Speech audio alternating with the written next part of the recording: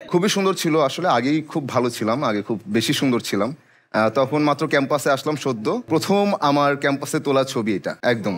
আরে। প্রথম ক্যাম্পাসে নাইস। এবং 2010 সালে প্রথম তোলা। ক্যাম্পাস লাইফ নিয়ে কিছু বলেন আমাদেরকে।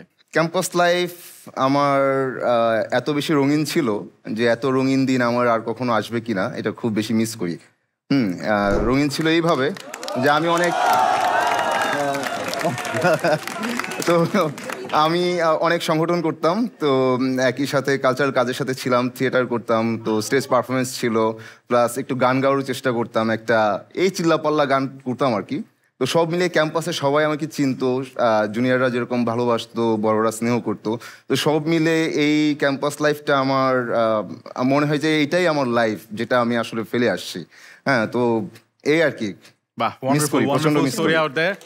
এন্ড এটা আমার কাছে অনেক ইন্টারেস্টিং লাগছে, বাট তারপরেও আর কি বাসার ভাই আপনি যদি নিজেই বলেন যে আসলে আপনি কোন ডিপার্টমেন্টে পড়তেন, মানে পড়াশোনা থেকে একটা ট্রানজিশন, অনেক বড় সড় একটা ট্রানজিশন আপনার হয়েছে, সো ডিপার্টমেন্ট নিয়ে কিছু আমি ছিলাম মিউজিকে, মিউজিক ডিপার্টমেন্টে। তো ডিপার্টমেন্টে ঢোকার পর বুঝলাম যে এই কোর্স সিস্টেমে আসলে গান শেখাটা আর পসিবল না। তখন এই সংগঠনের সাথে জড়িয়ে যাওয়া আর কি, বিভিন্ন কালচারাল সংগঠনের। আমি মোট হচ্ছে টিএসসি থেকে 13টা ফর্ম তুলি, 13টা সংগঠনের। তারপর 2টাতে স্থায়ী হই, আরেকটা সংগঠন আমরা রিফর্ম করি।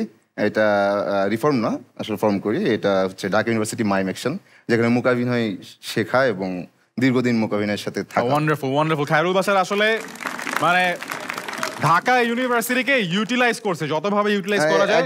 একদম।